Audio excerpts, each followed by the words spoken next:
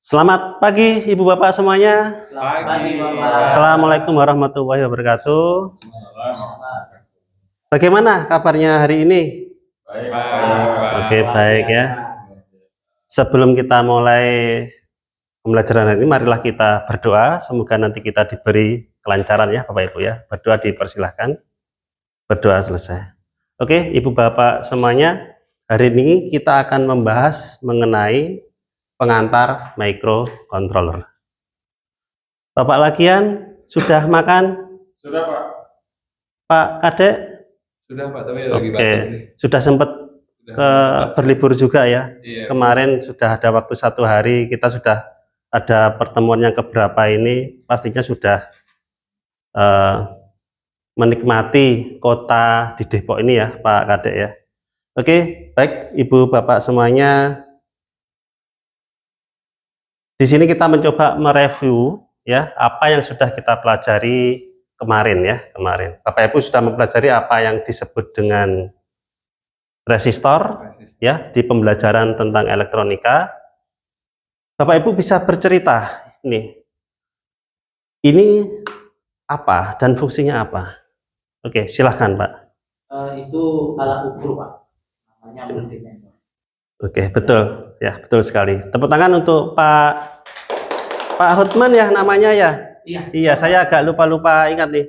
Oke, baik Bapak Ibu semuanya. Nah, betul sekali Bapak Ibu. Di sini adalah alat ukur. Kemarin sudah kita mempelajari di materi sebelumnya, kita bisa mengukur apa itu tegangan, berapa besarannya dalam voltase, kemudian kita bisa mengukur juga berapa resistansi. Nah, ini adalah komponen resistor, kemudian ada resistor dan ada yang di sini namanya adalah IC. Nah, kenapa saya tampilkan di sini? Di sini ada IC. Nanti kita akan belajar tentang hal berikutnya ya, Bapak Ibu ya. Nah, Bapak Ibu pasti sudah tidak asing lagi dan setiap hari sudah biasa menggunakan yang namanya adalah remote. Remote untuk AC ataukah remote untuk TV ya, untuk TV. Di sana ada suatu komponen yang berfungsi seperti halnya otak manusia Bapak dan Ibu. Nah, apa itu namanya? Namanya adalah microcontroller. Nah, hal ini yang akan kita pelajari Bapak Ibu selama 15 menit ke depan ini. Nah, tujuan pembelajaran yang pertama adalah hasil belajarnya Bapak dan Ibu. Yang pertama, peserta nanti atau Ibu Bapak nanti diharapkan mampu membangun sebuah prototipe sistem elektronika audio video yang dikendalikan oleh microcontroller sebagai wujud realisasi ide kreatif peserta. Kemudian indikator hasil belajar, peserta dapat menerapkan konsep dasar pemrograman untuk menulis kode secara fungsional dan membaca dari data sensor dan mengendalikan komponen eksternal berdasarkan logika kontrol sederhana, Bapak dan Ibu. Nah, pada pertemuan kali ini selama 15 menit ke depan ini, Bapak Ibu akan mendapatkan 2 hal yang akan dicapai. Yang pertama adalah Bapak Ibu nanti mampu atau dapat mengidentifikasi bagian utama dari chip microcontroller pada papan sirkuit, dan yang kedua bisa atau mampu menguraikan pentingnya sebuah sistem kontrol pada perangkat elektronik dengan menggunakan analogi yang disajikan. Oke, Bapak dan Ibu, ini adalah materi atau materi pokok IC dan microcontroller. Kemudian yang kedua adalah konsep tentang sistem kontrol. Oke, mari kita mencoba mencermati apa sih microcontroller, bagaimana wujudnya, dan apa sih kaitannya dengan IC. Bapak Ibu pasti ingat IC adalah singkatan dari Integrated Circuit atau rangkaian yang sudah terintegrasi. Nah, di sini saya ada contoh ini Bapak dan Ibu. Ada 2 contoh board atau papan sirkuit, di dalamnya ada yang namanya microcontroller.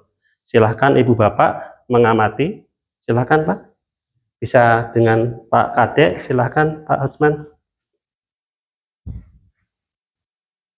Apa yang bisa Ibu Bapak perhatikan di sana? Di sana ada sebuah chip yang disebut dengan microcontroller. Bapak Ibu perhatikan ya di sini ya. Ini Bapak Ibu, ini adalah suatu IC ya, suatu IC di sini. Nah, kemudian yang di sini pun juga seperti itu Bapak Ibu. Ini ada IC, di sini juga ada IC. Nah, di dalamnya sini ada yang namanya suatu microcontroller.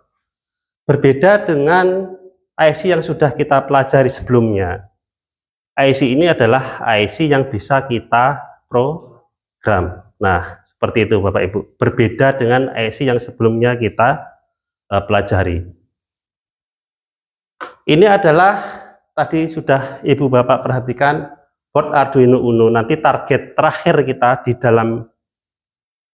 dalam pelatihan kita nanti Bapak Ibu nanti akan menggunakan board ini untuk membuat suatu proyek ya, suatu proyek yang akan mengontrol sesuatu di bidang sistem audio video. Nah, Bapak Ibu nanti akan belajar bagaimana memprogram. Itu adalah akhir dari mata pelatihan Bapak Ibu.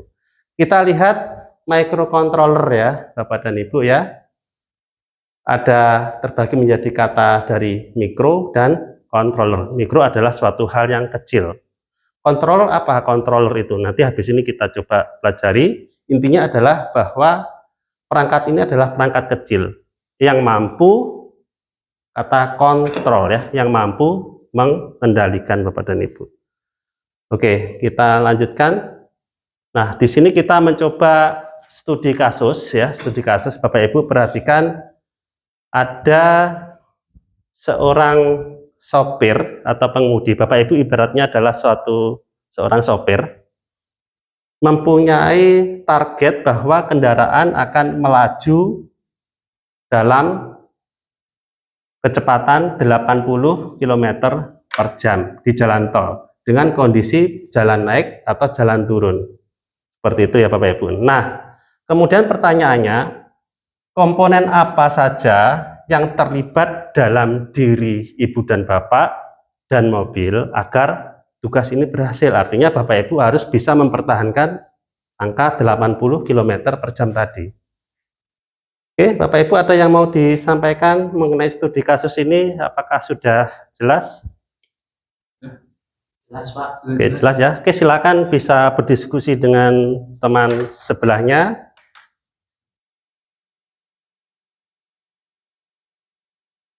Oke, Bapak Ibu sudah selesai ya didiskusikan? Baik. Apakah ada yang mau mengutarakan pendapat tentang menjawab pertanyaan ini? Oke, silakan Pak Kadek. Oke. Jadi kalau yang saya perhatikan itu yang terlibat dalam diri kita itu adalah otak sebagai unit pemroses yang membandingkan data dari sensor dengan kecepatan target. Yaitu 80 km per jam untuk otak kita mengambil keputusan. Itu, Pak. Oke, baik ya. Terima kasih. Ada lagi Pak? Mata, Oke, silakan Pak. Oke, Pak. Mata itu kalau kita lihat di sini dengan mikrokontrol berhubungan dengan sensor sensing, merasa dan memberi informasi kepada otak atau MCU atau mikrokontrol. Baik, pendapat yang bagus ya dari Pak Hotman dan Pak Kadek. Aplaus ya Bapak Ibu ya untuk Pak Hotman dan Pak Kadek. Nah, ini Bapak Ibu ya, kalau kita buat suatu blok diagram ya Bapak dan Ibu ya. Di sini ada suatu target 80 km per jam itu sebagai referensi atau sebagai tujuan yang ingin dicapai, target yang ingin dicapai atau yang diharapkan. Nah, Bapak Ibu bisa melihat mata yang terjadi adalah mata melihat nilai dari speedometer. Itu adalah realita ya, realita laju dari kendaraan. Ketika kondisinya adalah 60 km per jam, itu kan dibandingkan ya Bapak dan Ibu ya, oh ternyata kok kurang, tidak mencapai 80. Maka apa yang terjadi? Otak akan, yang pertama adalah otak membaca dari sinyal yang dikirimkan oleh mata, kemudian otak membandingkan dengan angka 80, ketika kurang maka akan memutuskan apakah seharusnya direm atau diinjak pedal gasnya. Berarti yang dilakukan adalah kalau tadi 60, apa yang harus dilakukan? Harus digas, pedal gas harus diinjak. Ketika pedal gas diinjak, maka akan membuat laju kendaraan akan bertambah, akan meningkat. Nah, sehingga dari situ, maka yang terjadi adalah apa? Dari 60 km per jam tadi laju kendaraan di sini pasti naik 60, 70, 80, 90 dan seterusnya. Nah, ketika melebihi 80, misalkan ya 85 gitu mata melihat, maka otak seharusnya akan memutuskan untuk apa Bapak Ibu? Iya, betul ya, akan memutuskan untuk direm supaya tetap tercapai angka 80 km per jam. Nah, itu akan terjadi secara terus-menerus Bapak dan Ibu. Kalau kita perhatikan, kita kenal yang namanya sensor ya. Tadi sudah disampaikan oleh Pak Hotman, mensensing ya tadi ya, mensensing mata bisa mensensing, bisa melihat tadi membaca nilai dari sini. Kemudian berikutnya adalah apa? Aktuator. Controller ya, controller.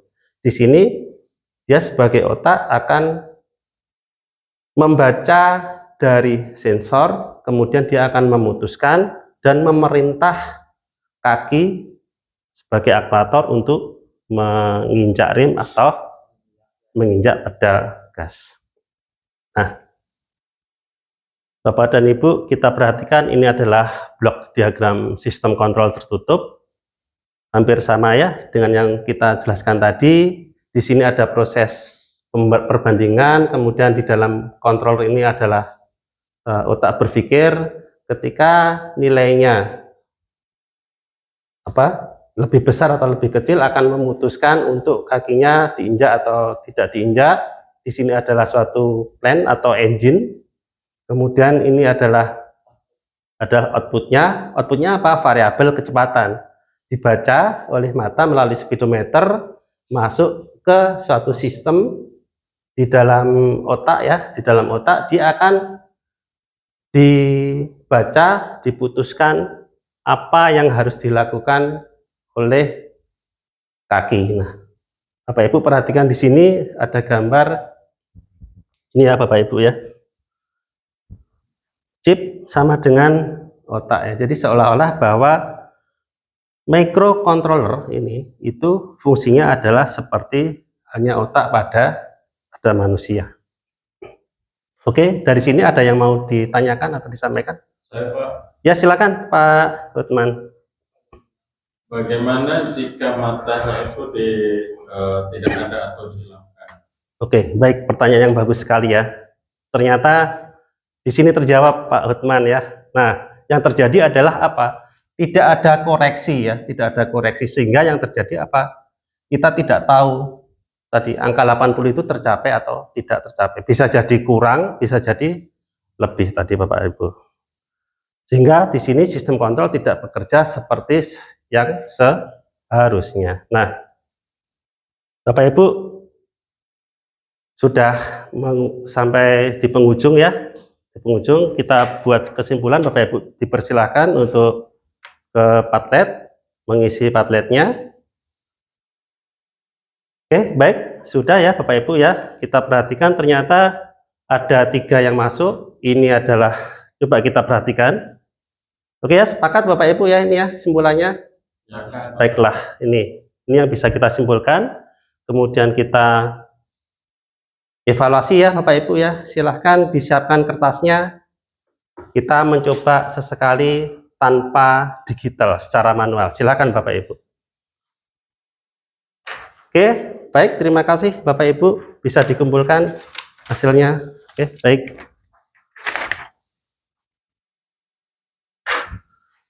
Pesan dan apresiasi, terima kasih Bapak dan Ibu ya. Alhamdulillah kelas ini bisa berjalan dengan lancar. Mikrokontroler ada di sekitar kita, dari mainan anak hingga sistem canggih. Memahaminya membuka pintu inovasi. Terima kasih atas perhatian dan partisipasi luar biasa Bapak dan Ibu semuanya. Assalamualaikum warahmatullahi wabarakatuh. Waalaikumsalam.